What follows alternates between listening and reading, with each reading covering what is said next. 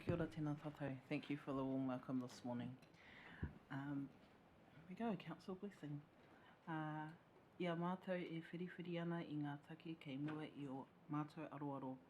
E pono ana mātou ka kaha tonu ki te whakapau mahara huapai mō ngā hāpori e mahi nei mātou. Me kaha hoki mātou katoa kia whaihua kia tōtika tā mātou mahi. Mā te maia te tiro whakamua me te hihiri ka taia te arahi I roto I te koteitanga me te aroha. Kia ora. Thank you. Do we have any apologies today? No, this is good. We're going smoothly so far. Declarations of interest relating to items on the agenda. This is cracking good. Oh. Oh, sorry, if you push the little person face on the right-hand side. So we've got John Barrett from Te Atiawa. Look, I'm not sure what my status, well, I think my status in this meeting is a non-voting status, so I'm not sure whether I need to declare an interest or not. I'll defer to the Chief Executive. My understanding is because you are a non-voting delegate and you're here as Te Atiawa's representative, then I don't think you have to, but we'll defer to the Chief Executive's advice on that. Yes, Mr. Chairman. My understanding is that we've been advised by the Te Atiawa Whakarongotai Charitable Trust, you're their representative for the meeting. You're not here in your own personal capacity, and I don't believe you have a conflict of interest in that capacity as their representatives. Thank you. Perfect. And anyone else? Excellent. Public speaking time. So I believe we have the one public speaker, which is Val Bennett. And Val, Trust Democracy Services has spoken to you that there's a 3-minute time frame, and I think there's a bell that gives you a warning at 2 minutes, and then a final sort of bell you might hear up here around about 3 minutes. Take it away. And if you push just the button on the right-hand side, I'm not sure if they've pushed it down for you already. Yep, it's all good. All right, perfect. And then there might be questions from elected members afterwards. Good morning, members. My name is Val Bennett. I'm from Waikanai, living in Paraparaumu now, and I'm speaking to the Strategy and Operations Committee meeting to do with 3 matters. The first is item 7.1, page 8 on your agenda, which you speak of as supporting communities to transition to a sustainable and low emissions economy by building resilience to climate change. Now, on this Kapiti coast, I see very little community cooperation in this regard, but a thorough imaginative research, including overseas examples, is needed, you know.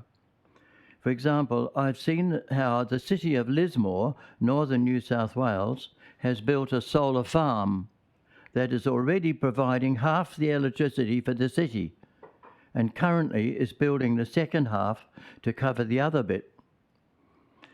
In New South Wales, imaginative ways of encouraging use of rooftop solar panels, mostly from the government, have resulted in many houses being almost roofed entirely by these panels, so greatly reducing emissions.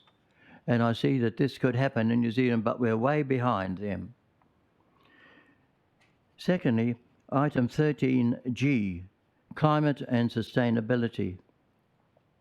This year, we've seen many examples of climate change which threaten sea level rise. This undoubtedly will affect our coasts. To protect ourselves against the worst of this, we can well look overseas again to see how, quote, the Netherlands, or the lowlands as they call it, have used dikes for centuries most effectively. These are faced with solid materials, as is the coast of our South Raumati area, where along the esplanade opposite Raumati Road, the face of the land is battered by the ocean quite hard. However, it now has a line of solid rocks which break the power of the waves there. I went and had a good look the other day, and it's most impressive, those strong rocks. and I see this method as the answer for our entire Kapiti coastline. Thirdly, item 25 on page 14, Te Rui, with innovative displays, this may well become the starting out point for tourist access to the Kapiti Island. To add to its innovations could be the excellent display of whales, possibly supplemented by a recording of their songs. Their environment, already protected over the ages by our marine reserve, could be relayed back to the Urui by undersea cameras showing submarine life on screens in the entrance building. And such a complete display of marine life would be of enormous interest to tourists. I'll leave you to think about those matters. Thank you. Thank you. Thank you very much, Val. If you just remain up there for a moment, as there might be some questions from elected members. Yes. We do. We have one from Councillor Halliday first. Hey Val, thanks. Excuse me, pardon. No, it's a bit of a frog in my throat. Thank you very much for coming in. Two things. I just wanted to ask whether you were aware that with regards to Otaki, we have energised Otaki up there. We've actually already had solar panels installed in the waste treatment centre up there. Good. Which KCDC purchases the power off the trust, and that money That's goes back good. into the community. And as far as I'm aware, there's also talk of exploring exactly what you're talking about with regards to solar farms up Yes. that way as well. So just letting you know that those conversations are being had That's in good. that space. The other one is your item 25, Turihi, with regards to whales. I don't know if you're aware, we have a concept with Wharemaku Park. It's called Whale Song, and it's a sculpture park of whales. Good. That's being proposed by Marco Zealman. That's great. And a collective there as well. So just letting you know that there is something happening in that space as well. Yes, they're most impressive. They are. And but I do Tourists will be take- very interested. Yes, and I do take your point with regards to, well, I think we could actually almost have that sort of marine coastal theme through Yes. the district, some of our Yes. parks and that sort of scenario Yes. there as well. Yes. But I think that'll be very, very exciting for the Kapiti Coast. I had something else, but it's just flitted out of my mind.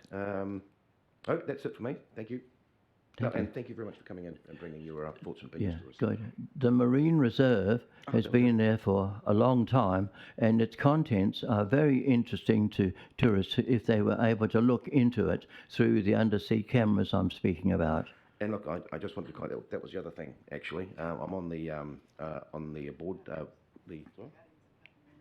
yeah, what did I say? Oh, Guardians of the Kapiti Marine Reserve. I'm actually part of the group that look after, that give that oversight. They've installed cameras above the water. Inside the water, I hear that. undersea, marine ones. But just letting you know, that has been discussed with that group. Yes. And it's something moving forward that they'll be looking at. Yes, with that's the regards to future. things as well. So I think it's a great idea. And I look forward to sort of hopefully being a part of Yes. bringing that to a bit of reality. That life that the whales live in can't be seen by us. No. So it'd be very good to have a look at it from their point of view. Oh, look, when we had the whale up on the beach, Yes. unfortunately dead a few years ago, it's the closest I've ever been to a whale. If we can It have was a fantastic to question see them mark there. somewhere in that, Councillor Halliday, please. Yep, sorry. Thank you, Mr. Chair. That's me. Thank you. Thank you. Thank you, Councillor Halliday. Councillor Pravanov.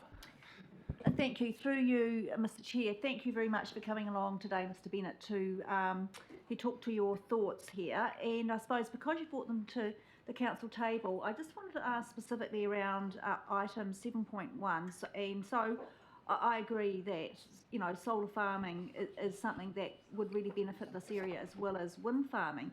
But I'm Yes. just really interested to know how you see Kapiti Coast District Council actually supporting and enabling this and potentially the funding mechanisms. The funding for something like that in Lismore actually came from the council itself. And I'm not sure about the second one that they're putting in, the capacity there. It may well have been governmental. But I believe that this sort of thing needs to be multiplied greatly because it greatly reduces the amount of emissions made from other sources. Thank you. Fine. Now we have Councillor Hanford, who is joining us via Zoom.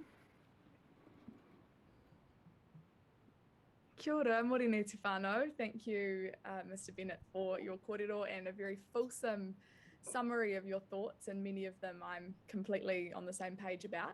I just wanted to check in, and there will be a question mark in here, I promise, as to whether you're aware of the takutai kapiti process as well that's being undertaken at the moment. We've got a community assessment panel kind of working on what the future of coastal adaptation for the district might look like, and it's a really important kind of process that would be vital to, I think, hear your thoughts through that process as well. And also there's a have your say kind of survey open on shifting to a low carbon kapiti, which is focused around setting a district-wide emissions reduction target. So that would potentially involve, as well as we kind of create a plan to achieve that, some of those large-scale emissions reduction activities that you're speaking of, which again I wholeheartedly support.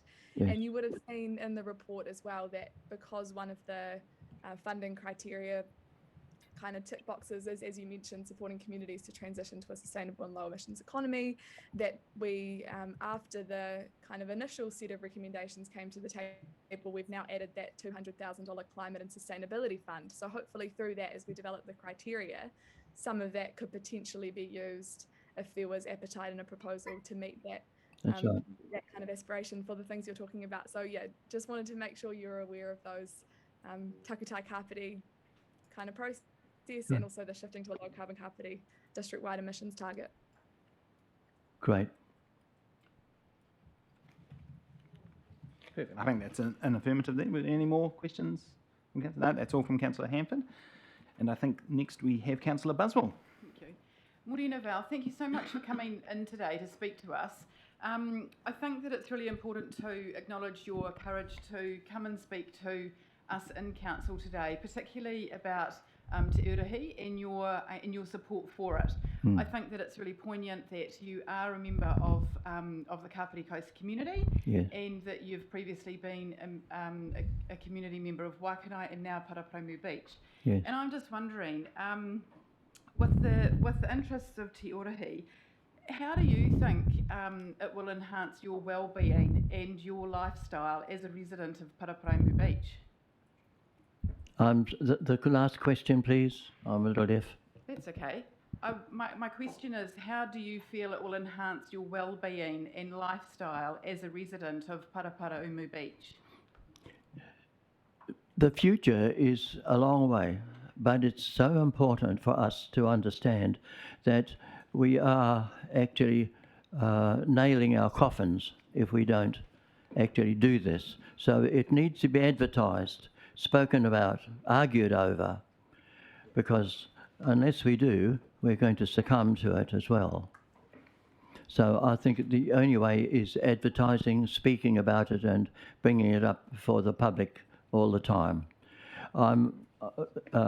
We visited Australia not long ago, a couple of months back, and I was astonished at the number of houses almost roofed by the solar panels, because people are greatly working on this over there. But the government also stepped in by giving, what would you say, an extra dollop of money to provide this, so that they were down into the hundreds instead of the thousands for these panels. So I think this needs to be governmental as well as local. Thanks, Val. Thank you, Councillor Buswell. Now we've got Councillor Elliott. Look, thank you, Mr. Bennett, for coming in today. On 7.1, the solar farms, have you ever heard of the Coastal Energy Collective? Again? The Coastal Energy Collective. No, I haven't. Okay, I just asked that question because if you look them up online, they are a local Kapiti solar energy company who have been trying to get an audience with KCDC to talk about their collective business plan since February 2021, and they can't even get in the door here at this point in time. Good. So I'm just highlighting that today. Thank you. On point 25.02, Urahi, Do you think Te Urahi, the gateway, will have benefits to the Kapiti community as a place for children to learn about our iwi and about our coastal history and about our beautiful whale history here? Yes, entirely. I agree completely with that. Having been an ex-teacher myself, I understand the importance of children's growth. Thank you. Thank you. Thank you very much. Thank you, Councillor Elliott. And I'll jump in with the final question, hopefully, for you, Val.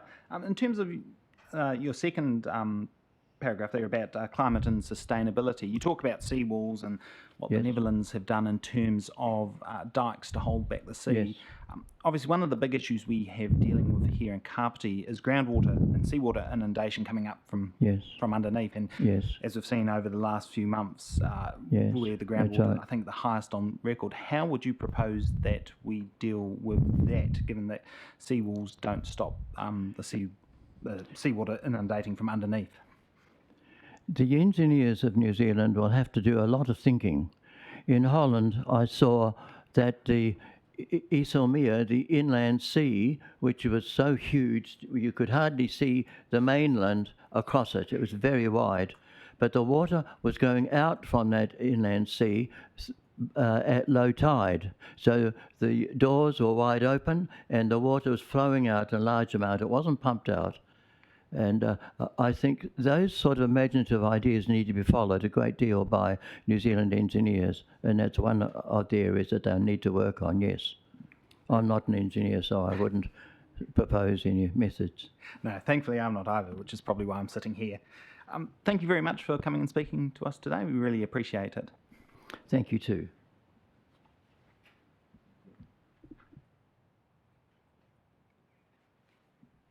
Now, I believe, just wait for just confirmation that's all we've got for public speaking. Do we? Oh, perfect. Perfect. And I'll just briefly, while we're at it, welcome Justin from Stuff, who's joined us at the media table today. So it's very good to have someone from one of our major news sites here today. So now we're on to members' business. Do we have any public speaking time responses? No, this is good. This is good. Any leave of absences? No, we're doing great here. It's entirely on the election. So I might wait to put that in. Yeah, it might be ominous if you it might be ominous if you ask for a leave of absence from the election. Matters of an urgent nature, I haven't been provided with any, so we are cracking through this quite well. So now we have an update, we'll get into our business, but an update from Zeal Education Trust, who I understand they're in the chambers and they've had someone come down from Auckland.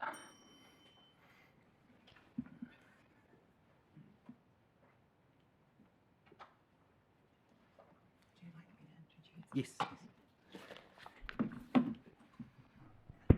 Morena koutou. I will just introduce for you Jessie Boyce and Hamish Campbell from Zeal. Jessie is the Chief Executive, Hamish is the local manager here in Kapiti. And as has been our practice over the course of the triennium, they are here to give you an update on the great work they've been doing with rangatahi in our community over the last wee while. Thanks guys, over to you.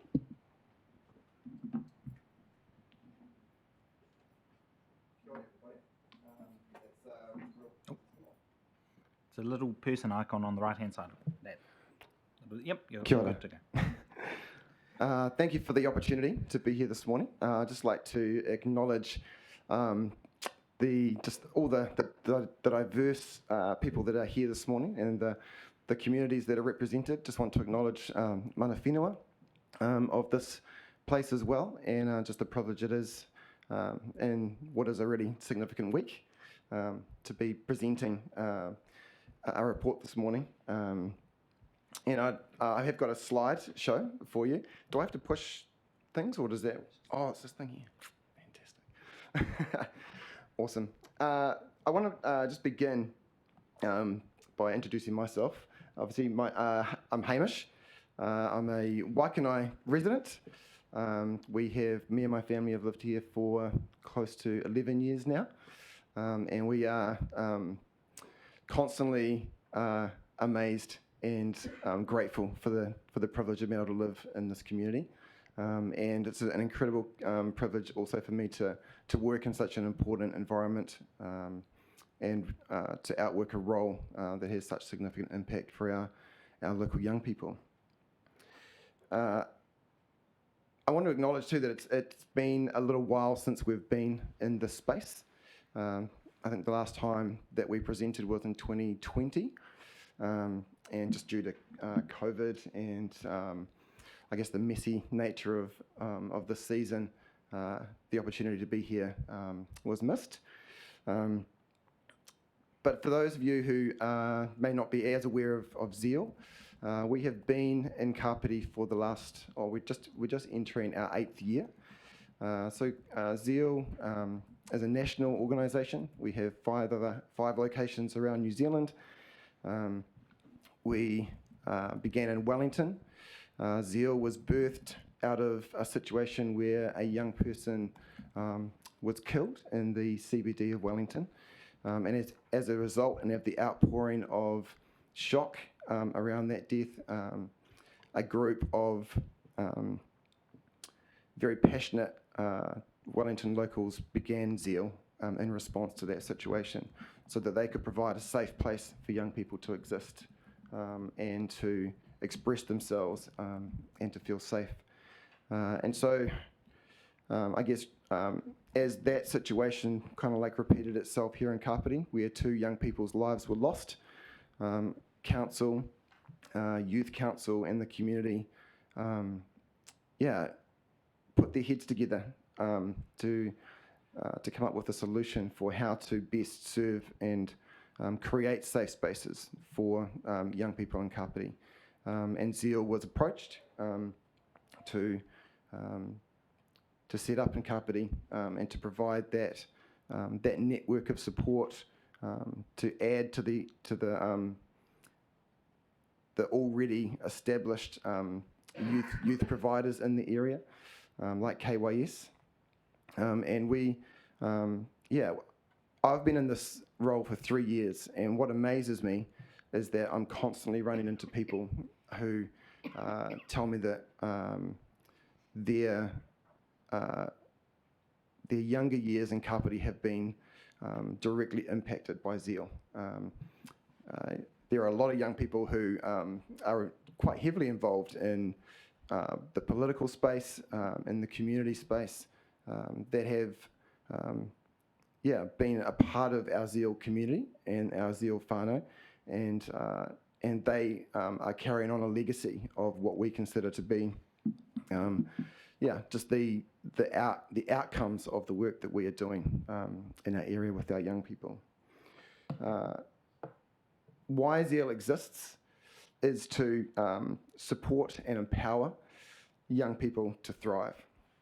And I just want to say thank you to KCDC, because without your backing and without your ongoing support, Zeal couldn't exist in this space. And so we are truly grateful for your support. And it is a privilege to serve in this community. But I just wanted to also honour my team that I work with. The last season has been really tough, and my team have worked tirelessly to adapt and pivot and roll with the punches, and to do everything they can to continue to create spaces that are life-giving for the young people of our area. And I just want to, I'll move on. Which one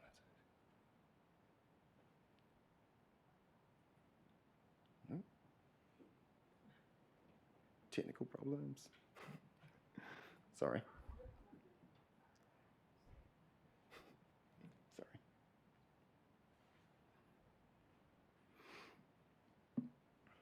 It's the third constant in life. There's death, taxes, and PowerPoint slides not working.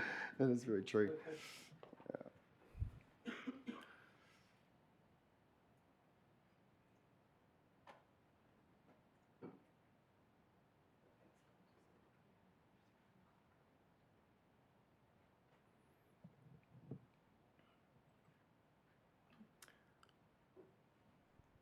Awesome.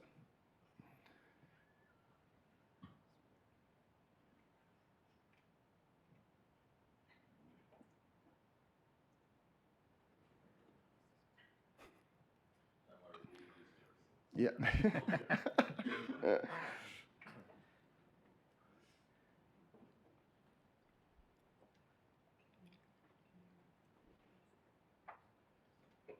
We might be able to. Oh no, it looks like that we've got it resolved. You'll be all right. Oh, there we go. Sorry, if you can give if you can give a That's hint, great. That's great. give a signal and Appreciate they it. will switch your slides for you. Awesome.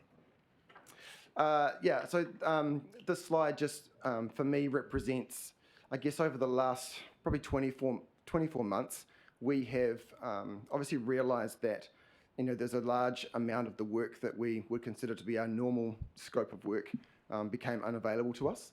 The event industry ground to a halt. Large gatherings became more and more difficult. And what we also realised is our young people started, their world actually started to shrink. So their ability to be amongst their friends, to be out in public spaces became less and less available to them. And so we strategically, as a team, made the decision that, it's actually our job to go to them. So a part of our work for the last little while has been to get ourselves into places where we can directly relate and connect with young people. So we have obviously pushed hard into our local colleges. We've increased our presence there, increased our visibility in those places, and specifically because we realised that for a young person to kind of like come into Zeal, it's actually that's quite a big step, and there can be like social barriers to that, and we know that young people are driven by relationship. So for a young person to see us, to know us, to sort of understand a little bit more about who we are and what we do is really, really valuable. So yeah, our time in the colleges over the last 2 years has been incredibly valuable. And we hear we have really positive feedback from the colleges in terms of the energy and the vibe that we bring when we're there. And just the nature of how we go about our work is appreciated by the colleges, which is awesome. We've also started new initiatives. We've started a space in Otaki out of their canteen. We've this year had a Zeal youth worker in Paraparamu College, which has been really valuable for us in creating connections between Zeal Centre and the college.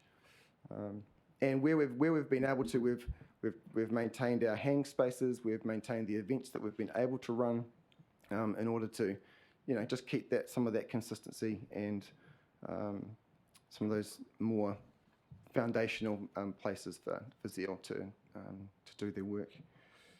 If we can go to the next slide. So this slide has a bunch of numbers on it, some metrics. But I think what this slide represents is a lot of work. But it also represents each one of those numbers represents an opportunity for us to connect with a young person, and an opportunity for young people to be upskilled, to have work experience, to express themselves creatively, to be mentored, to find care and support in moments where life is tough. We've created spaces of belonging, safety, and inclusion. And I'm really proud of that and the way that we've managed to maintain that in this season. It's been pretty awesome. We can go to the next slide.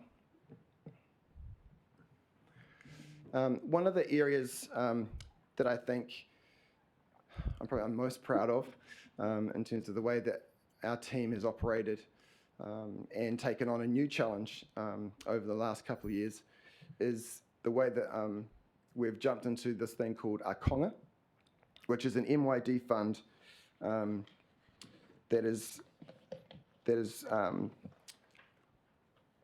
developed to provide opportunities for young people who, for whatever reason, are falling through the gaps of our education system. We take them on for 20 weeks. They come into the centre once a week. We train them in their rights around work. We give them ideas about what a good employee looks like. We tell them what their rights are as employers as well as employees. We teach them barista. So one of our core things at the moment is our barista programs at Zeal. We have amazing tutors with incredible experience, and they, lead these young people through the process of never having touched a coffee machine to coming out the other end making pretty exceptional flat whites, which I and Jessie have experienced on a regular basis. Right, oh, good. Nice. So part of this is they have NCA credits, and so for us, we've sort of tentatively stepped into a little bit of the education space. Our staff needed to become assessor qualified to actually be able to give these students the credits in the papers that they did with us. And then we've also connected with local cafes and sent these young people out into work experience once they've done their training with us. And that's scary. That's scary for the young people. It can be a bit scary for us, sort of letting them out of our hands and into the big scary world. But our local cafes are amazing. They're on board with the concept that these young people are, they're not the finished article, and they need a place to be nurtured and to be given experience and so that they can build their self-confidence. A part of the program is we offer one-on-one mentoring and sort of wraparound support for these young people. And to be honest, some of the young people that come through this program have some really, really tough stories. And the reason they're in our program is because, and our local colleges acknowledge this, that for whatever reason, these young people aren't able to be catered for in the education system. And the colleges are really grateful for the service that we're providing, because we can do things in a way that isn't like school. We can create an environment that isn't based around a young person's achievement. It's purely based around who that young person is.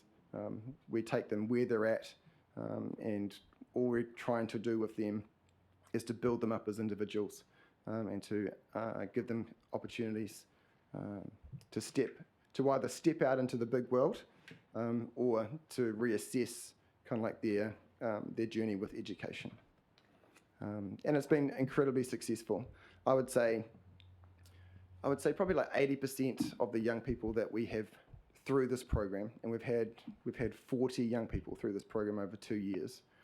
I'd say at least 80% have, made clear decisions about either they're going to go back to school and try and get their credits and their NCA levels, or they've realised that actually, my time at school was over. I've experienced the real world, and I want more of that, and I want that independence. And they've gone on to,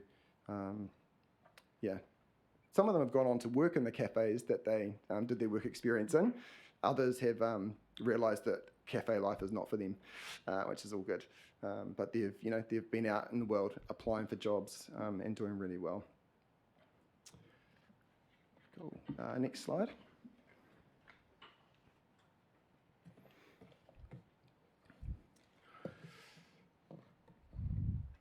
Otaki is an incredible community, and we're really privileged to have a few, well, not just a few. Well, I feel like we're privileged to have our influence in a number of places now in Otaki, which is awesome. We have a lot to do with Otaki College, and Otaki College are such great friends of ours. They constantly encourage us to be as present as possible in their space. They understand the value that we bring into their environment and into their culture.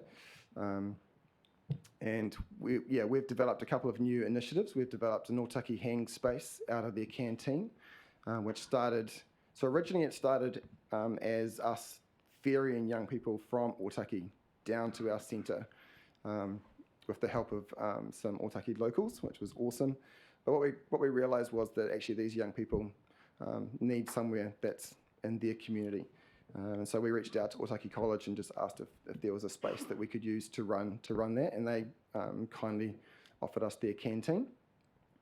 So every Tuesday we're there after school. We have food, we have games, we have art supplies, we have just things that allow us to connect with young people, and that is well established now, and we have a real core group of young people that are continually coming back and that we're building good relationships with, and it's really great too because we see them also filter into other activities that Zeal run, not just in Otaki but out of our building. We see them when we're at events like the Te Horo Fair, and it's great just to feel like they see us as a part of their world as well. We've started a dance program in Otaki, so that started in the 4th term last year. So that is a 3-year funded program. We've employed 2 young people to run that program. We have a local Māori youth worker from Otaki, and our dance tutor is Māori, but she's a Parapara Umu local. And that little dance group is amazing.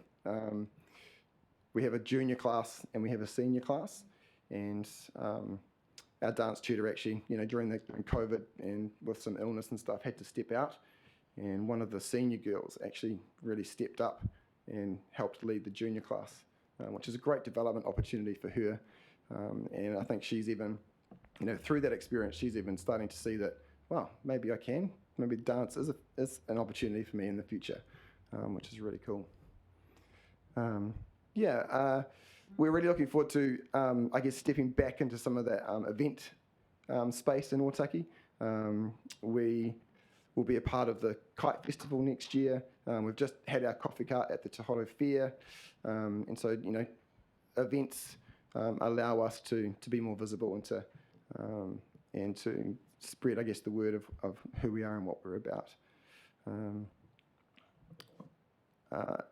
One of the issues for us in Otaki is our relationship with iwi. It is definitely an area that we're passionate about pushing forward. And hand on heart, would like to say that for us that's not. We're not as far along that journey as we would like to be, but we are at the moment developing relationships with organisations that do have a much stronger connection to local iwi, and so our hope is that as we build relationship and trust with those organisations, then the opportunity to work more directly with iwi may come in the future. So at the moment, we are developing relationships with Te Puna Oranga or Otaki, and they run a course for local rangatahi who have disengaged from school. And so just recently we've run a barista course for them out of our coffee cart, which is really cool.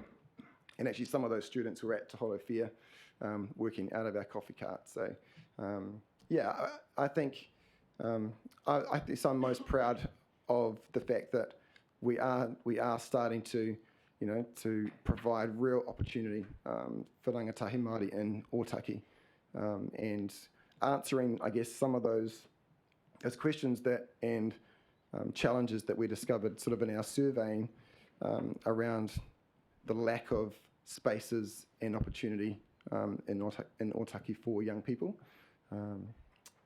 Yeah, we can go to the next slide.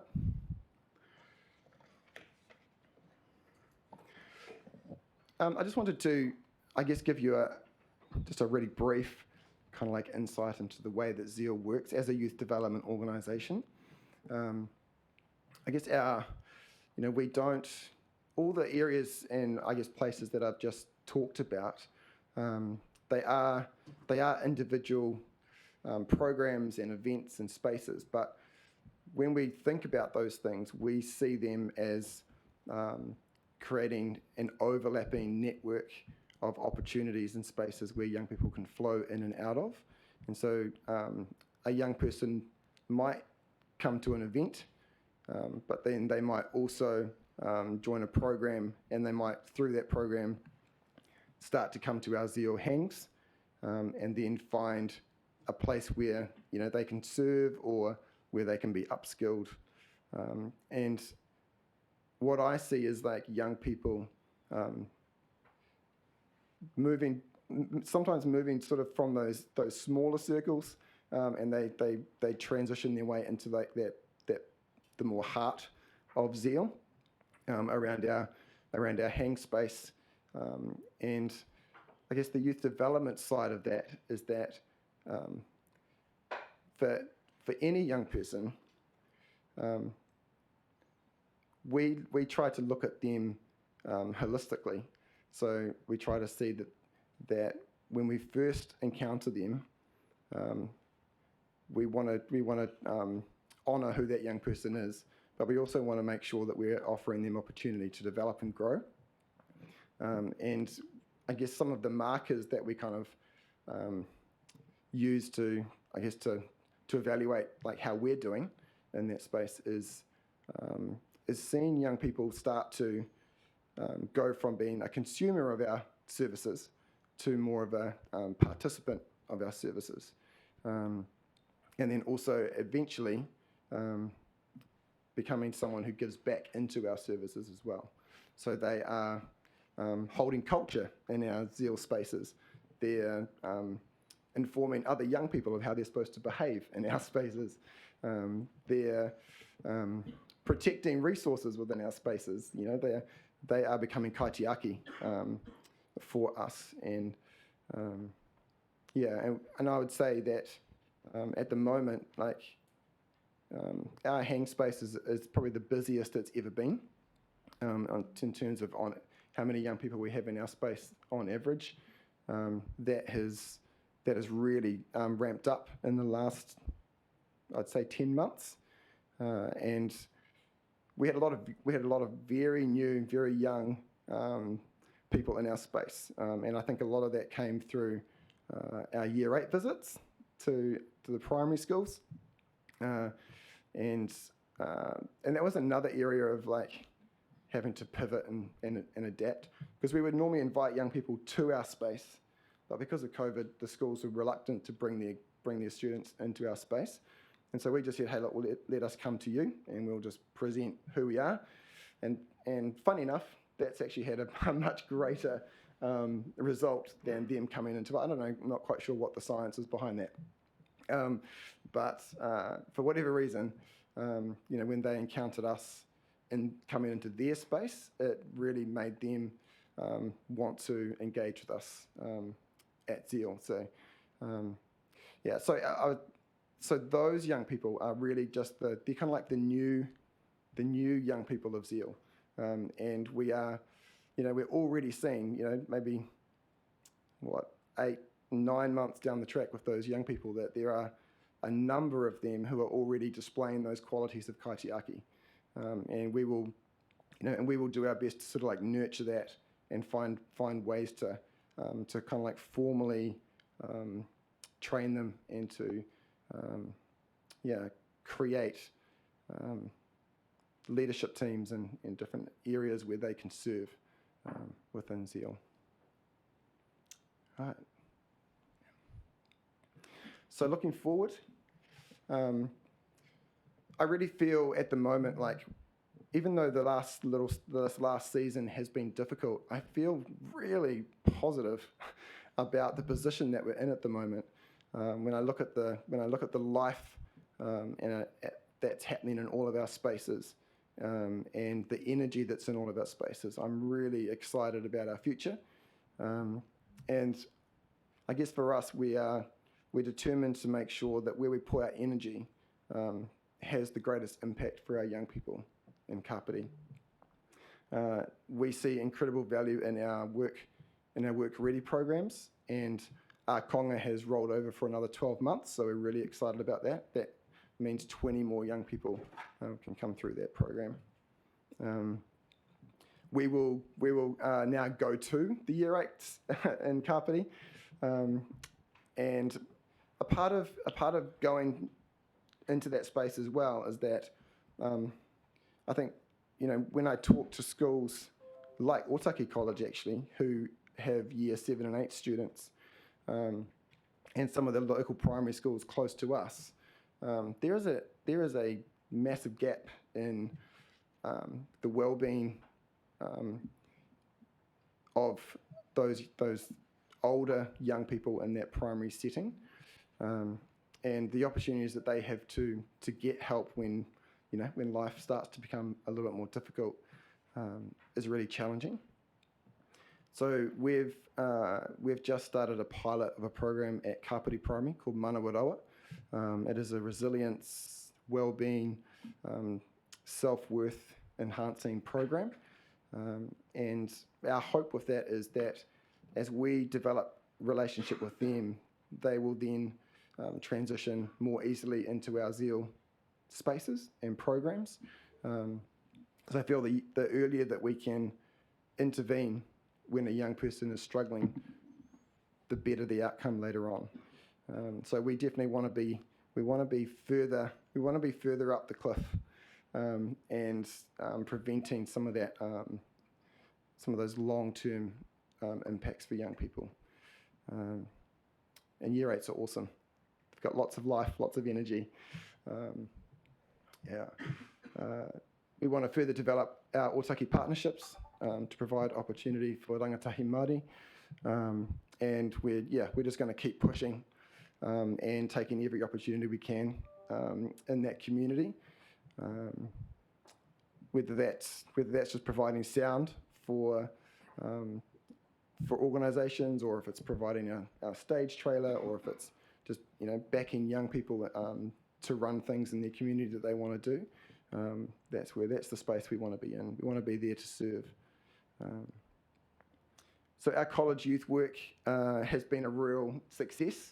One of my youth workers, Alia, is in Parapara Umu College, and so she's also heavily involved in our Konga, and so her ability to coexist in two different places where our young people are is massive, and the college acknowledges that as well, that she's able to provide a level of support for those young people that the school can't, and a lot of that is because the school can't really offer support until a young person's situation gets quite bad. But for Alia and for those other youth workers in that space, their ability to be placed in those young people's lives earlier means that they can front foot a lot of those issues that are coming up for them. And then the young people she connects with then feel more confident and comfortable coming back into our space as well. So we've seen, young people that Alia has connection with starting to join in with the community of young people that are at Zeal already, which is great. And just the support of collaborative opportunities that benefit all youth across Kapiti. I'm looking forward to being able to do more of that. It's been hard, and organisations have understandably, just been sort of trying to get through, and it's been difficult to be collaborative. So I'm looking forward to more opportunities with Youth Council, more opportunities with KYS. We've got a great relationship growing with Challenge for Change. I don't know if you're aware of that organisation, but they have a group of mentors that specifically mentor young people. They're using our building on a regular basis. When the weather's not good or they just don't know what to do if they're young people, we give them access to our building to come and use the resources there, which is really cool. All right, next slide, thanks.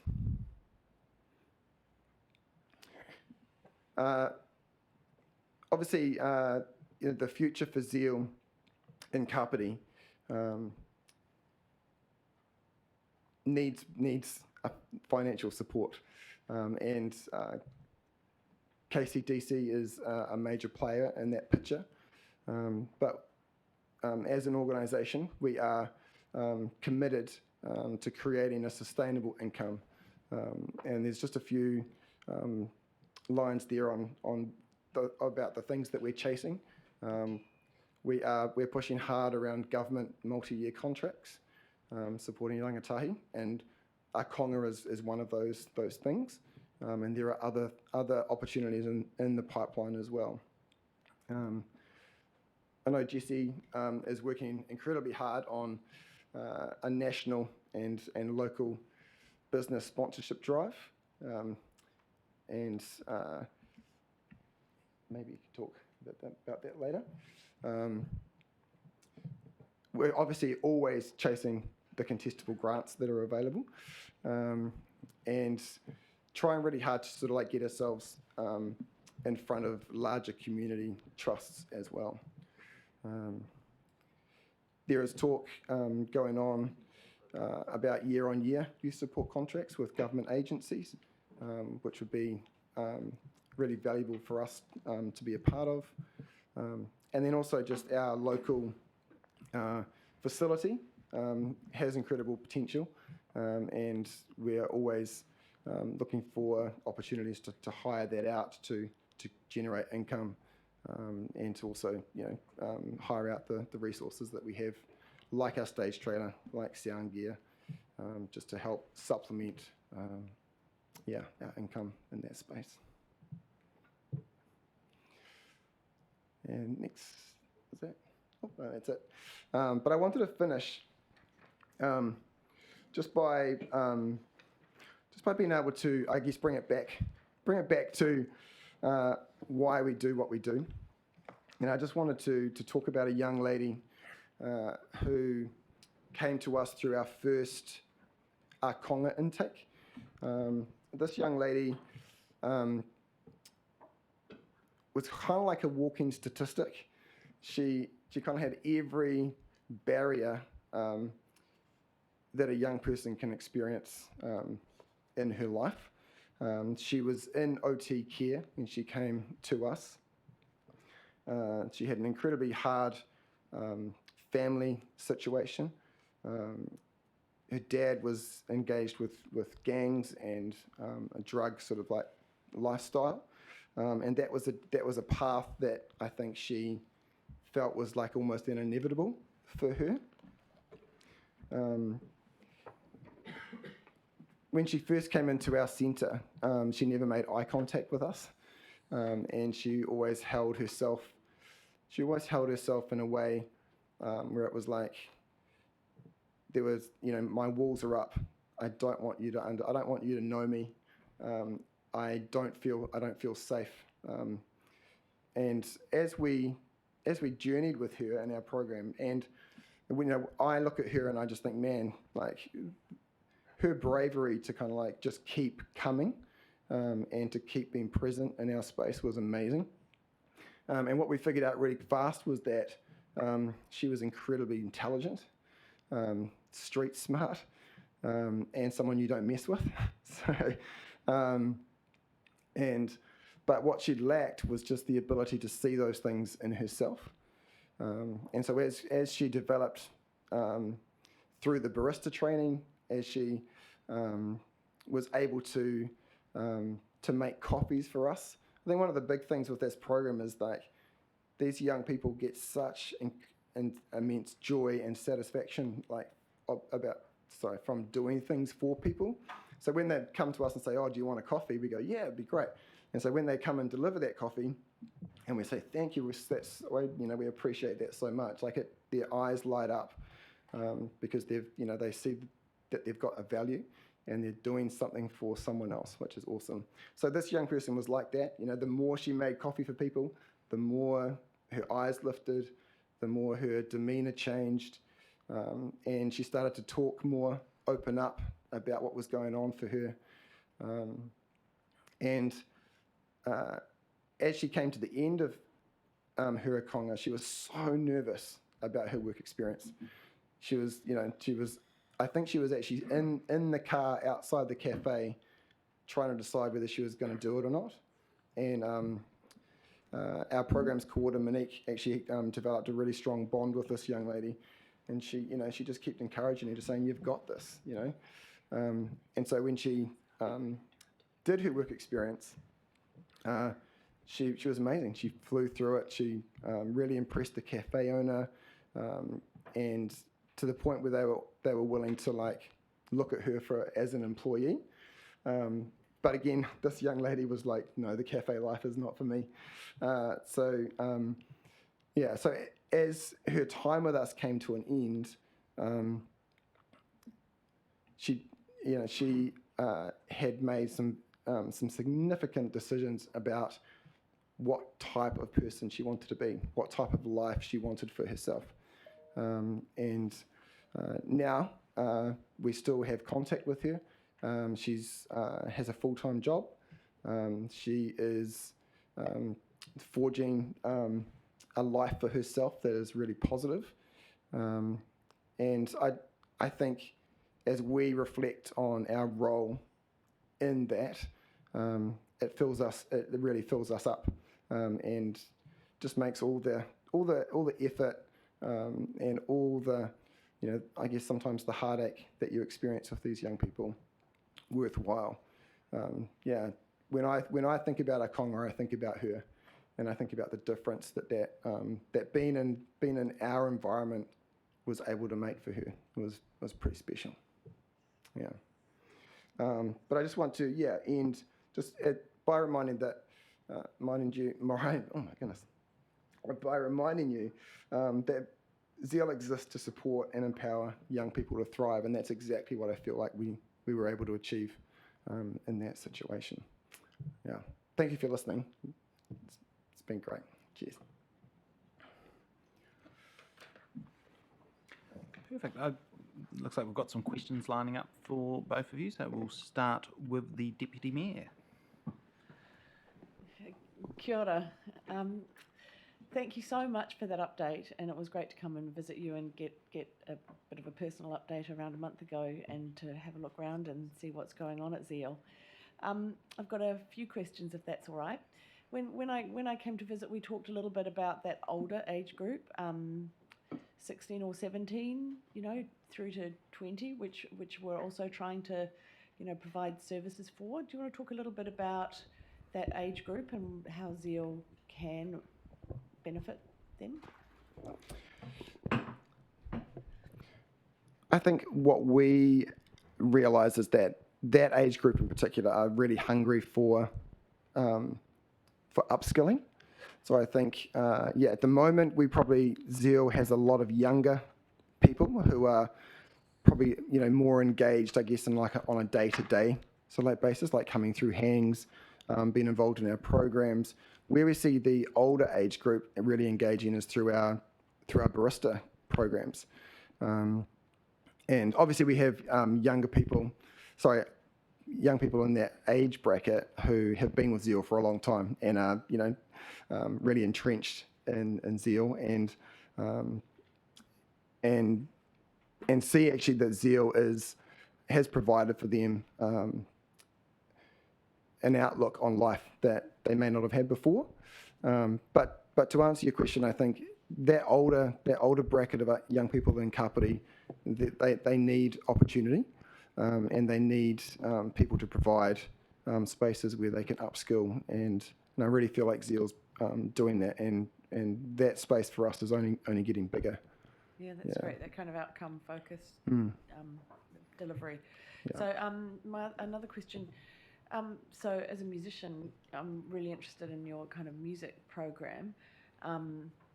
So can you talk a little bit about how Zeal encourages development of musical skills and the wider benefits that that has? Absolutely. So we run a musicians lounge, which happens every second month. And so that is an opportunity for young people to perform. So musicians lounge is kind of almost like one of our sort of central mechanisms, I guess, in terms of what we do.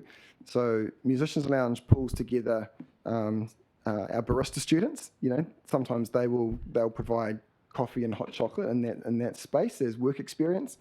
Our live sound and lighting students literally run musicians lounge. Like, they set it up, they operate all the sound, they set up the stage, and then of course we have volunteers around that as well that just maintain the space.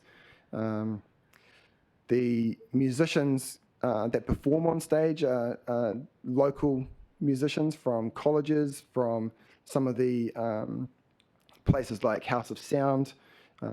They use our venue as a way to develop their talent and their craft, which is awesome. And musicians lounges, we are growing quite a large community of musicians. We kind of don't. They're not Zeal musicians because they're their own musicians. And I think sometimes there is a public perception that we have this like closet full of young people who can play music that we just kind of like pull out when they're needed, but that's not the case. But we have young people that really see our space as a place for them to hone their craft, and to do that in a safe way, because it can be a really big deal for a young person to get up on stage and perform in front of a crowd that they don't know how what the response is going to be, especially if they it might be their first time or they're just starting out in their band. Zeal provides a really safe place to do that. We encourage family and friends to be there when they're performing, and if a young person mucks up on stage, no one's gonna like get upset. No one's gonna throw anything. It's it's all about competition. Yeah, we're always going to be encouraging them to just keep moving forward. Sometimes our sound guys have issues. And so it's a place of development. It's not a place of professional. Like, you have to be a certain level to participate here. So that's, I think, where we see our role in developing that local music talent, is being able to provide a space that's nurturing for them. Thank you. Just final question. So could you talk a little bit about how you cater for rangatahi Māori and how that feeds into your programs and activities in providing a culturally safe space? We recognise that we don't offer probably like formal spaces for rangatahi Māori, but what we do is make sure that our spaces are as representative of different cultures as possible. So we have te reo around our building. We try to encourage young people to express their culture the way they want to in our spaces. I'm really proud of the spaces that we've created in Otaki, because I know that they in general are they are catering for young Māori in that area. That's definitely something that we need to think about and work on as well. I know that in the past we've had programs and things run out of our centre that have been catered for young Māori, especially sort of in that leadership space. And that is something that I would I'd love to see happen again in the future. Thank you. The passion for what you do certainly comes through, and something that's been noticeable from the start in our relationship with Zeal. Thank you very much. Thank you. Right, any other questions? Cam Butler. Kia ora, Hamish and Jesse. Thank you very much for coming in. And with my sort of Otaki promotions hat on and my community board hat on, I'd like to sincerely thank you for the work that Zeal does with the rangatahi in the Otaki area. We've just had all our applications in for an initiative fund, and it was amazing the amount of different initiatives that came through for working with the disadvantaged or the disillusioned rangatahi within Otaki. Mm-hmm. So I'm loving the work that you guys are doing. One of the interesting pieces that came through was a person asking for seed funding for one hip hop dance classes, which I see quite a parallel with what you're doing with Otaki College, but also a boxing academy to allow some of the kids to deal with some of the physical / mental issues that may be there. Is that something that Zeal would be interested in? Do you think something like a boxing academy would be beneficial to the rangataki of Otaki? I think it would be amazing. Yeah. Whether it's sort of inside our scope. Yeah, I guess that's the question. Is that Yeah, an expansion or just something that sits to the side? Yeah, I guess I want to paint a picture that sort of our hope for our work in Otaki is that we really just want to be an organisation that supports local initiatives as well, because I guess we recognise that we're, from an Otaki perspective, we're an outside agency, and so I guess our posture has always been that we want to be in this place to serve and to help fulfil whatever is necessary for young people to thrive in that environment. So if this boxing academy was to begin, or and they needed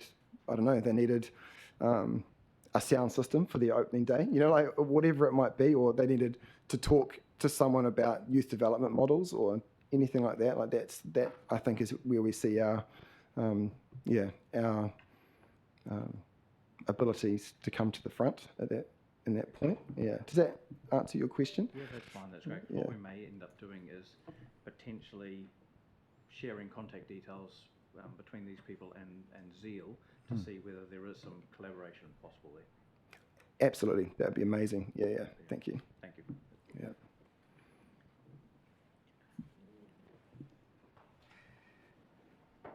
Thank you. Next we have Kim. Kia ora, ko Kim Tahiwi taku ingoa. I'm representing Ngā Hapu Otaki. So, firstly, I do acknowledge that the work you do is very important. My son comes to one of your hangs at Otaki College. Oh, he loves it because he gets to play games without mum nagging him. But it's a very important job that you do because our rangatahi are our future at the end of the day. So I would like to. I note in your report that you're looking to develop the relationship with local iwi, so I'd like to catch up with you outside of this forum and offer that support. Thank you. And link you into whatever we're doing there. But I do have a couple of questions, and they are Otaki-centric, and I have an accounting background, so some of them are numbers-based. So the first one is, what proportion of your services over the lifetime of your tenure, for want of lack of a better word, are actually based in Otaki? So how many of your services are in comparison to all your services that you provide? Oh man, it would be it would be maybe something like the 20%, like over the entirety of like Zeal's work in Kapiti itself.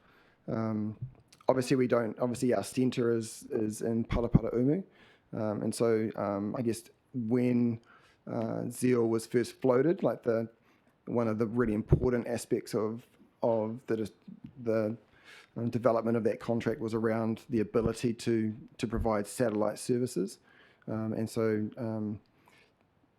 so that was Otaki sort of fitted into that idea that we would be able to take our services into different communities and spaces around Kapiti, and so I know that it's taken a lot of effort and time to develop the resources to provide the spaces that we do at the moment, and like I said, I've been in this role for 3 years, and I know prior to me being in this seat, there was a lot of groundwork that had gone into projects and opportunities for young people in Otaki as well. So it'd be really hard to sort of put a number on what that is, though. Thank you. And my next question is, you mentioned the challenges in developing relationships with local iwi. So what have you done? Can you give an examples of how you've tried to engage and maybe outline what the barriers you see them as? that you had? Yeah, I think we've encountered, probably like just a relationship barrier. So I think, and Otaki is an awesome community. It's really staunch, and I think Otaki wants to look after Otaki. And so, I mean, as someone who hasn't spent time, living in that community. And so, I guess there's barriers, there's cultural barriers in some senses.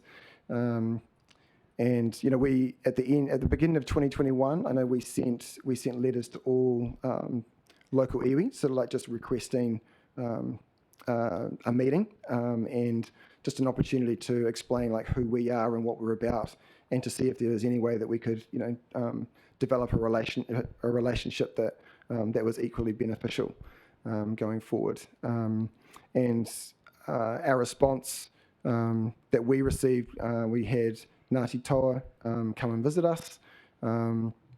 We had a response from Whangaroa. Oh my goodness, sorry. Sorry, my brain's not working. Whangaroa. Tatiawa. Yeah, Tatiawa. Sorry, yeah. And they expressed that they were interested and really wanted that, but at the moment, like their plate was full, and that they would come back to us at a time when they felt they could do that justice. To be honest, we didn't hear back from Rokawa. Where did you send your correspondence to? Just as a matter. Yeah, I think I can tell you right off my head. Sorry. Okay. It was. And did you? Sorry, I'm jumping in. No, that's all right. About the kuras in Otaki, did you approach them as well? Yes, we've approached them numerous times, and again, not had a lot of luck in getting responses or having opportunities to connect with them. Okay. Yeah. So I would like to offer to sit with you and connect you to the key people there, because there are quite a lot of things going on in the rangatahi space for iwi and Otaki, and I believe we're working with council on another rangatahi project. But to get into that space, you do need a connection, and sometimes just sending a letter isn't enough, and so I just urge you to keep trying. Yeah. And I urge you to not stop at a letter and think that that's the end of it. The way to any Māori child's heart is sports and food, just so you know. Yep. So if you have that, they'll probably come. But I'd love to touch base with you and support you and connecting you, especially in your you've got a couple of years to run on this project, so I'd like to see a real boost in Otaki events and engagement. That would be great. Thank you. And thank you for your work. Yeah, I'm so appreciative of that offer. Thank you. Yeah. Perfect. Thank you, Kim. If we could just get you to switch off your microphone with that. Oh no, don't worry. Democracy Services are ahead of us. They can do it from over there too. Now we have Councillor Burnsville. Thank you so much for coming in today. It's always great to hear what you've been up to in our community. And I just want to say that your work with year 7 and 8s is absolutely needed. And I think picking up that area where central government has certainly forgotten. In fact, I was listening to RNZ the other day, and they were talking about this exact fact that there is no one looking after that area specifically in central government. It's okay once they get into secondary school, but sometimes the bull's already bolted at that stage. So, and speaking from experience of young year 7 and 8s, my daughter particularly had a difficult time in those years, and getting some youth services involved at an early stage has certainly set her right. So thank you for that. I also just want to acknowledge that I've been sitting around the table for 6 years, and as I said earlier, it's been really great to hear your connection with the community and growing that youth development and support and so forth. But when I came on board, the establishment across the road wasn't even there. It hadn't even been created, and so I actually just want to acknowledge my predecessors actually that voted to help you and sustain the funding over this period of time. And this is the joys of a long-term plan and an annual plan, and our community feeding into it, and the foresight of the likes of Guru and Janet and Jackie. They were the voting partners around the table, and also James Coots was around the table, but I think he might have been a community board member at that stage. So I just want to thank the foresight of our council of the day to carry on the funding and support what you're doing, because you're doing an awesome job. And as our population grows, our community of youth also grows. So there's absolutely space for many operators in this area, and you're doing a great job. Thank you. Thank you. I'll just quickly remind people that questions, as Trevor Mallard often said, start with a question word, please, because there is a paper coming up on this next, which we will have a chance to have one of my famous speeches on. Next we have Councillor Hanford of Zoom. Hey, kia ora koroa. Thank you so much for your presentation, and it would be great to get our hands on those slides if that's possible as well, just so we have that really clear and concise summary of the amazing mahi that you've done since we last heard from you in this form, which, as you mentioned, was back in 2020. So it's great to have you both back in the chambers. Really cool to hear about the engagement in the Otaki community, and kind of Kim's offer as well of sitting down and connecting. That's really exciting to hear. One question that I have is around what you're seeing kind of the needs of young people being, and whether that's changing, and how you are, I guess, both kind of keeping your finger on the pulse in terms of those needs and programs that best kind of tailor to meeting those needs across the community, like the needs of Otaki potentially being different to the needs that young people have in Paraparumu, say, for example, and how you're hearing from young people about kind of what Zeal needs to be to best respond to challenges and opportunities that they see. Because you've acknowledged, and I really appreciate you for acknowledging this, that it has been a really tough time for all of us, and especially for young people, kind of feeling isolated, feeling like, your whole world's been shaken up, and, the pressures and stresses that just come with being a young person, and the self-confidence that you've talked about as well. It's all very real. So my question is, how do you make sure that you're keeping your finger on the pulse with regards to, the changing and evolving needs of young people? Thanks, Sophie. We run a Zeal survey every year, and this year I think we managed to survey the most young people that we've ever had in Kapiti in our centre, which is I think we did 52 young people this year, and that survey really gives us a snapshot of how young people are feeling about being in Zeal as a space. What are the things about it that they enjoy? There's opportunities for them to give feedback into what we're doing, and it also asks questions about their well-being, about their experiences as young people, and where they may need support. And reading through the results of that this year, I was really encouraged that I think what Zeal's providing at the moment is actually what young people need.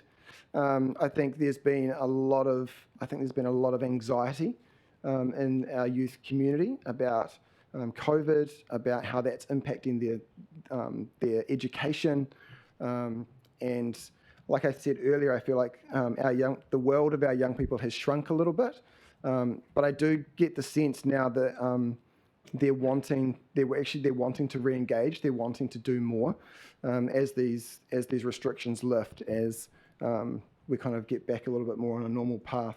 They're looking for opportunities to engage with their peers in safe places, and I really feel like that's what Zeal is offering.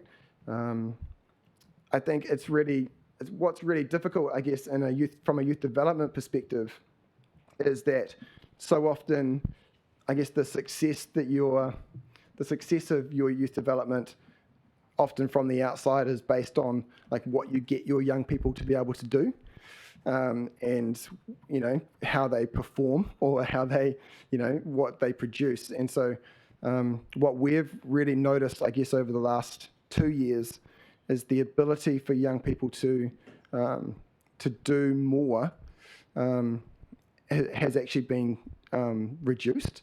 So when a young person, and often the young people that come through our doors are young people that are, they're not necessarily the young people that would join somewhere like youth council. They're looking for a place where they can exist without any pressure to be more than what they are. And we really value that as a space, that young people can actually be in our space without the expectation that that they have to join in something or they have to sign up to something.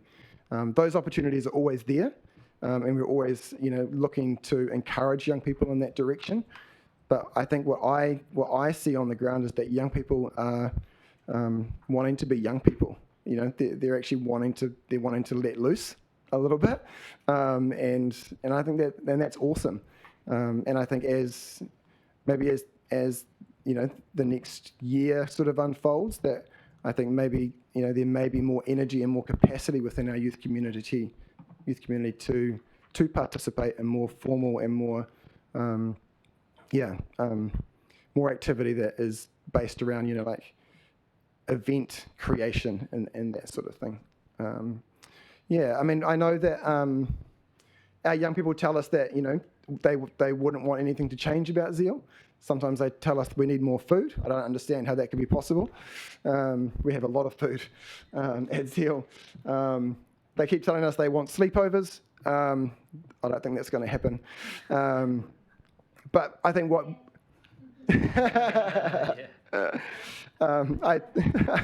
I think what we hear from them is that they love the fact that there are people in their lives that care about them and see them for who they are. Yeah. Does that answer your question? Yeah, kia ora, thank you, Hamish. That definitely answers my question. And I've found that every time that I've spent a moment down at Zeal, whether it was the Musicians Lounge events or the Challenge for Change program, and spending time with the mentees down there as part of that, like such a cool vibe. One kind of brief question too, and probably only needs a very brief answer. It's just around what you see to be kind of the thing that you're most excited about over the next year. Like when you come back and update us or update the next council in a year's time, what's the thing that you want to be able to say that you helped to create? Like what's that thing that you're real excited to action in the next year? Oh, only one thing. I think, making me decide. Choose. I'm gonna say maybe like our work with year 8s. To be honest, like I feel like my hope is like as we reflect on the program that we're running at the moment in Kapiti Primary, that we're able to take what we've learned from that.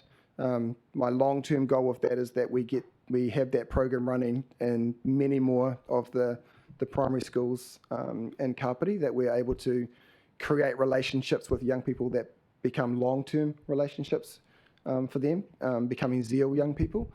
And just looking for ways to support them and get become probably more a part of the life of the school as well. Yeah.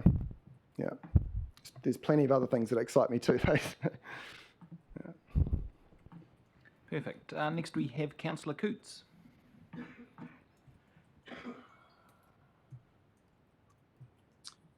Morena, everyone in the council chambers, and just before I put my question to you two gentlemen, just want to acknowledge the presence of Naomi from Ngāti Toa. Apologies I couldn't be there this morning, but great to have you around the table, and also John from Te Atiawa and Kim from Ngā Hapu Otaki. Fantastic to see a full complement of our iwi partners in this hui today, and I think the response that Kim gave is a great example of the the richness that I spoke to that brings to the table, which did actually get rid of one of my questions, Mr. Chair, which was around the item in the paper around seeking support from the partnership with council. So thank you, gentlemen, for the presentation this morning from Zeal and the work that you do across the district. As I said, I think Kim's responded to that. I don't know if you had anything further you wanted to add in terms of that support that you seek and what that potentially looks like. So anything else that you wanted to She's add? shaking her head, James. Thank you, Gwen. The second question, the last question that I had was, with the work that you do across the district, I'm sure you see a variety of needs across the district. I don't think any one area lacks, I guess, need or help. But with Otaki, and apologies as the Otaki ward councillor, how does that compare to the rest of the district? Do you see a higher need there, given the level of deprivation within the community? Is it more complex? What difference do you see there in comparison to the other work that you do throughout the district?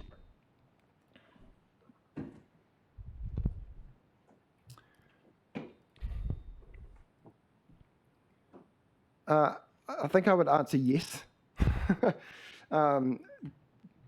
It's definitely more complicated.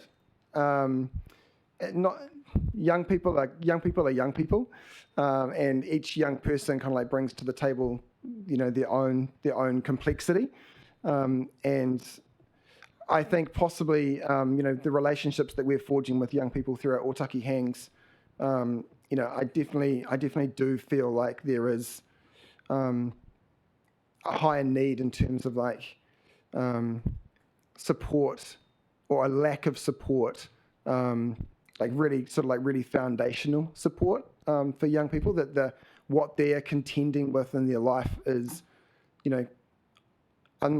not exponentially more, but it's like there is more complication to some of the stories that we're hearing and some of the situations that these young people exist in. I think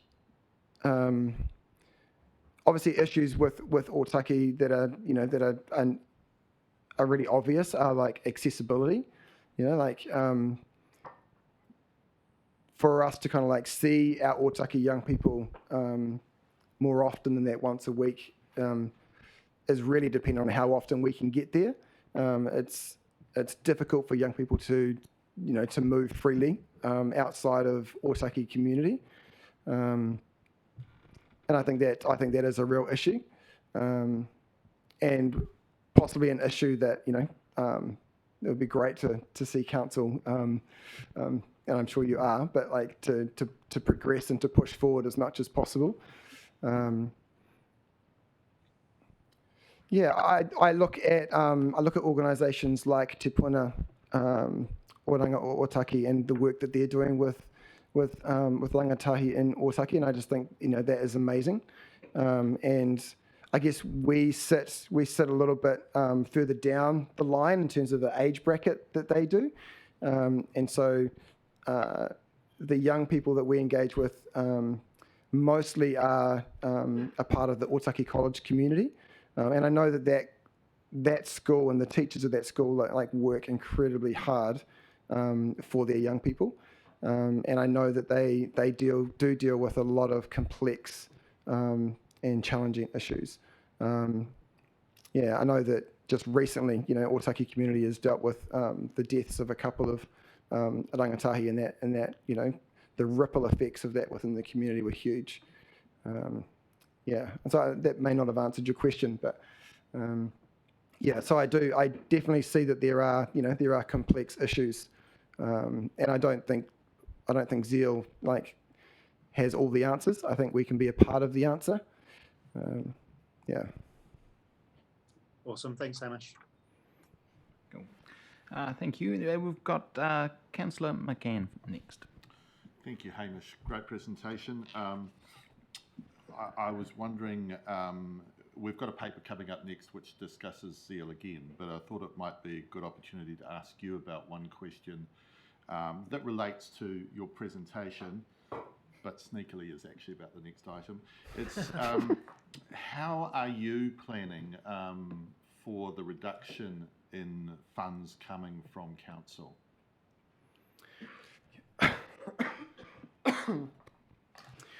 We are doing a lot of work, in that area to try and shore up, the financial picture of Zeal, not just Zeal Kapiti, but Zeal nationally as well. I know Jesse is far out. Jesse is hustling in the background and putting himself in as many possible situations to find that income and to keep Zeal sustainable.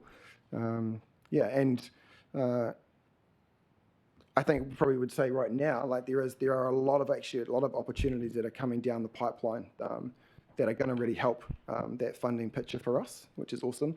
Like a Konga rolling over for 12 months is a massive thing for us, not just from an impact perspective, but from an income perspective as well.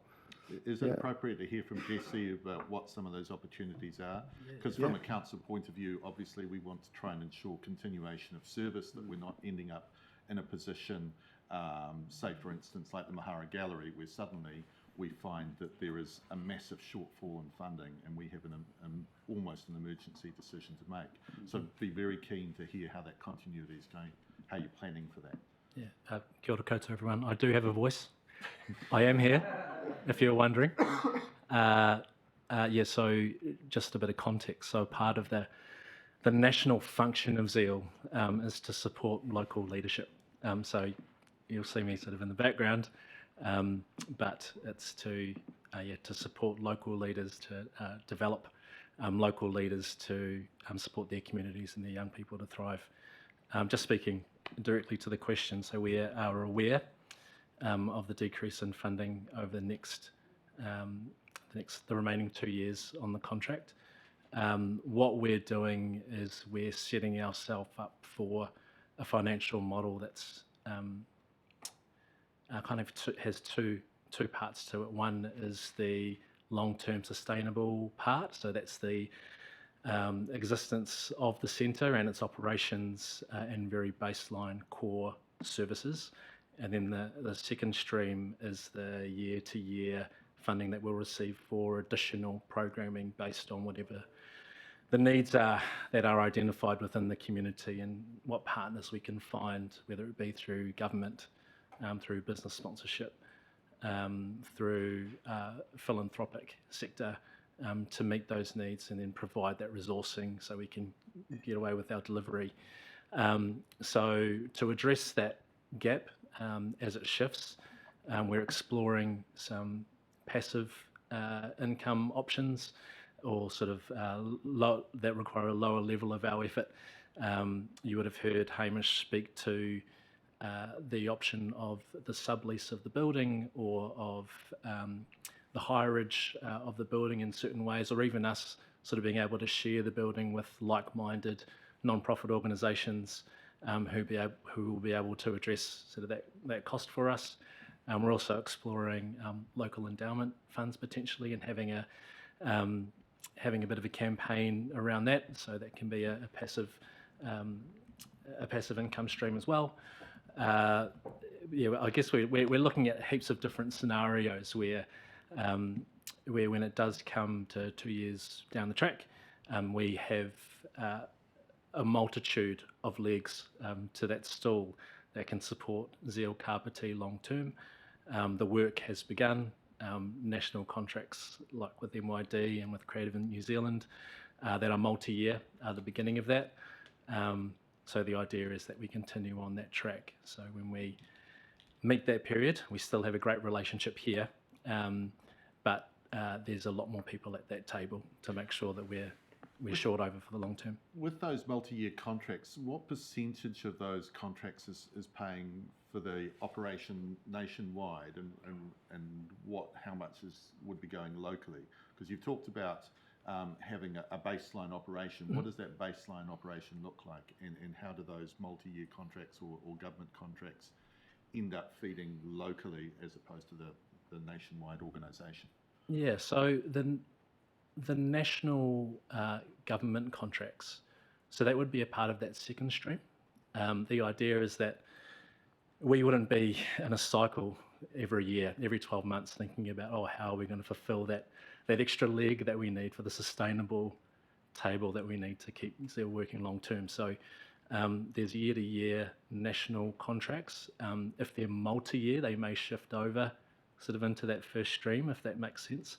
The vision for the financial model is that it stands on multi-year contracts. So if we get nothing in the 12-month cycle, Zeal Kapiti continues on, based on a relationship here, a relationship with local businesses who want to support multi-year, based on some national business partnerships, and that's kind of where the national benefit comes in, is that Zeal Kapiti is able to leverage national sponsors that we get on board, a la Youthline with ASB, and we're sort of in conversations with some different commercial partners there. But yeah, the idea is that the year-to-year national contracts are meeting needs, but also nice to haves, not must haves, to sort of keep our table running. Our table has to run on contracts and agreements and income that are longer term, and that's sort of what we're building it on. Does that make sense? It does, and I've got one final question, if that's right. Short one? I'm allowed a short one. So for me, sit down, it's about 5 minutes.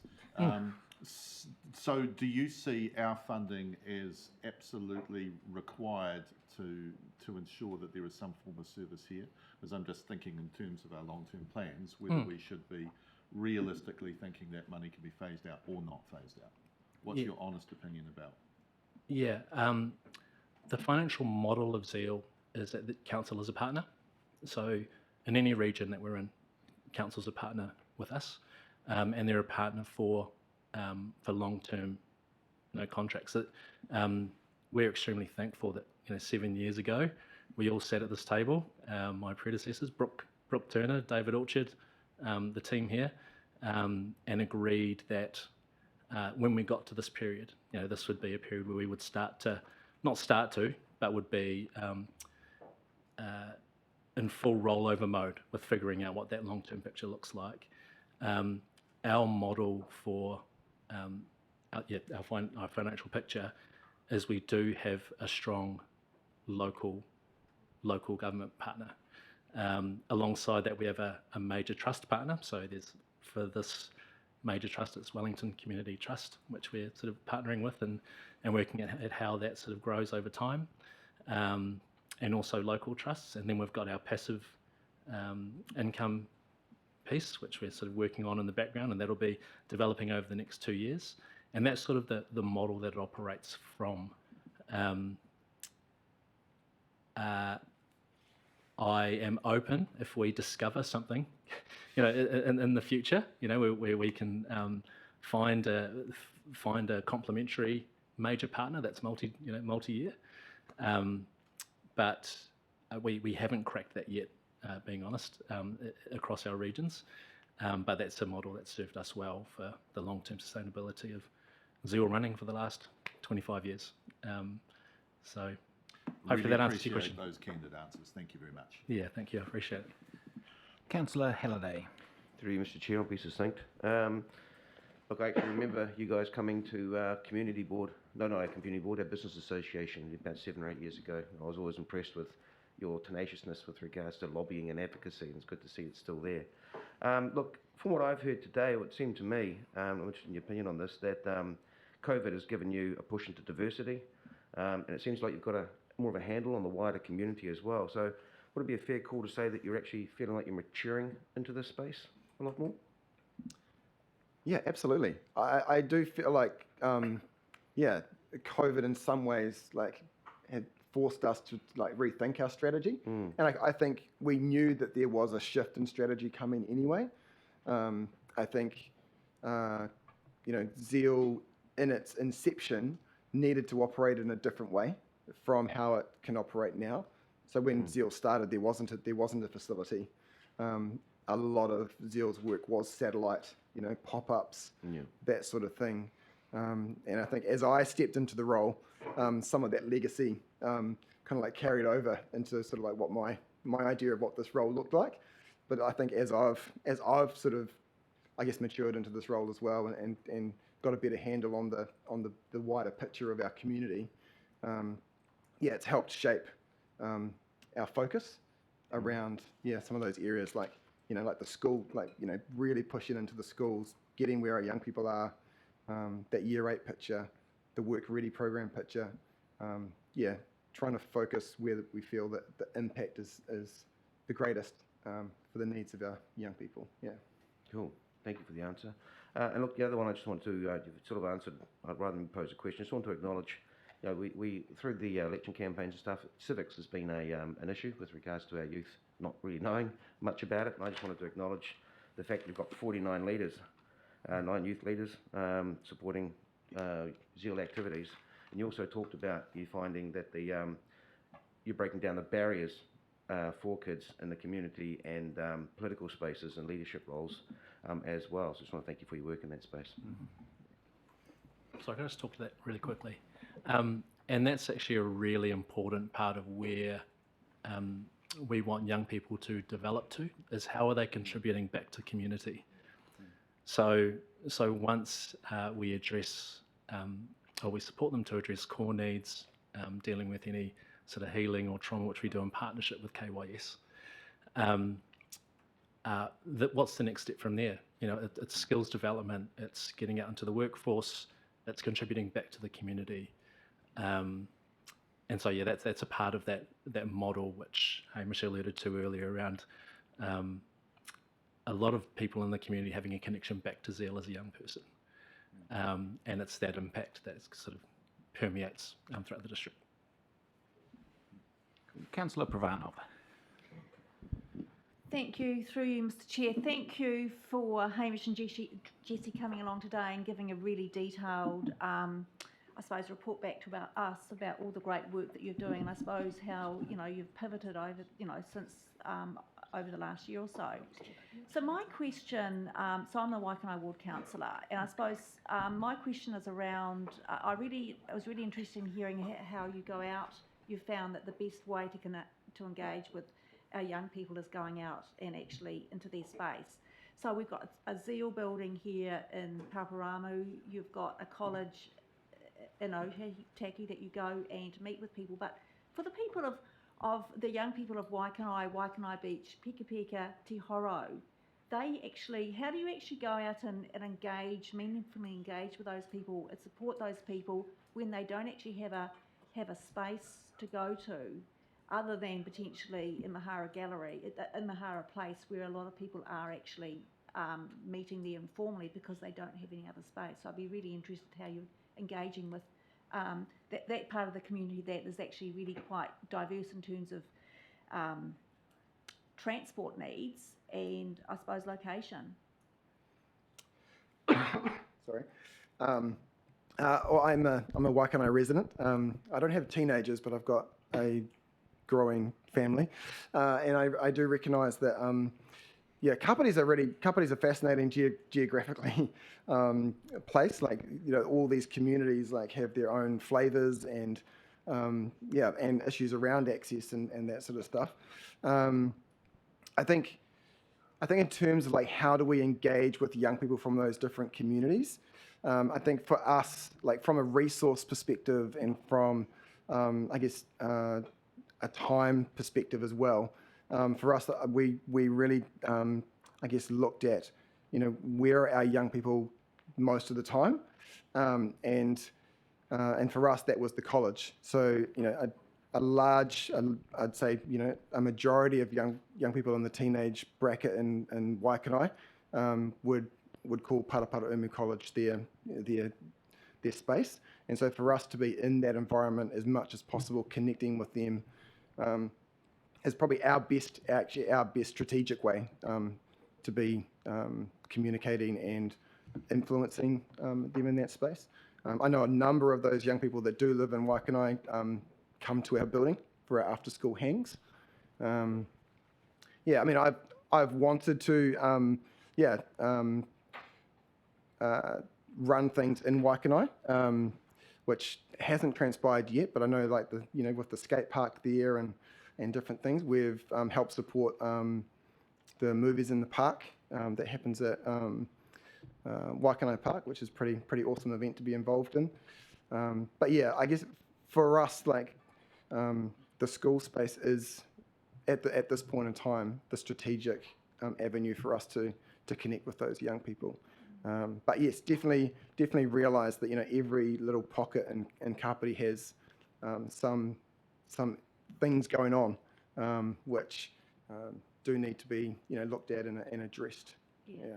Thank you. A supplementary question, if I may, Mr. Chair. So, what you're doing is encouraging those young people to come down here. Just anecdotally, are you hearing that there are any potential transport barriers for those people to get here? Most of the young people, when they come to our hangs or after school, like they would come directly from the college to us. We actually historically... or even getting home after that, because... Yeah. So, there isn't a free bus service from Paraparaumu College down to where we are, like down to the train station or anything like that. That would be an amazing thing. And I know all the buses pretty much that pick young people up from Paraparaumu College head back up to in the Waikanai direction. So for a young person that wants to come to Zeal, they need to get on a public, to pay to come to Zeal. And historically, I think that has been a barrier in the past, because we probably historically had more Kapiti College students that would come to our after-school hangs. But we've actually seen a pretty big shift in that recently. And I don't know if that's just because buses are cheaper at the moment, or if it's just because, we've developed a relationship within the school that's actually meant that the young people don't see that as, like they look at the cost of that and go, actually, it's worth it to get to us. Yeah. Actually, we had a young person bring a bunch of their friends through who goes to Paraparaumu College. And he said it's taken him about 6 months to convince them that this place that he talks about is actually real, and that the things that happen there actually happen there. And so he actually managed to convince them to come, and they were like, "Wow, it does exist. This is amazing." So yeah, so we're really encouraged that that push into the schools is actually having the desired effect that we're after. Yeah. Thank you. And last but not least, we have Richard Mansell. Kia ora, through you, Mr. Chair. I should probably say that I'm your landlord over here, but these questions are not, while they're about this, it's not because I want to find information out. I generally am interested. You've got a very high-profile location over there, which unfortunately comes with a high cost. And I just wondered, given the conversation we've had about you've been out in satellites and COVID things, whether you believe that the high-profile, high-cost model is better, or whether if you could take the money that KCDC are supplementing you over there and put it into other activities, whether going to a different location would work for you, or whether you believe you need that location. Thanks for that. I'll answer this. So based on our experience and what we know about young people, is place matters. It matters for a young person's sense of belonging. It matters for a young person's connection to the community. So place does matter. The answer to your question is we don't know. We don't know at this stage. The purpose of the organisation is to provide spaces and services that support and empower young people in Kapiti to flourish. And our goal is to do that in the most valuable way possible.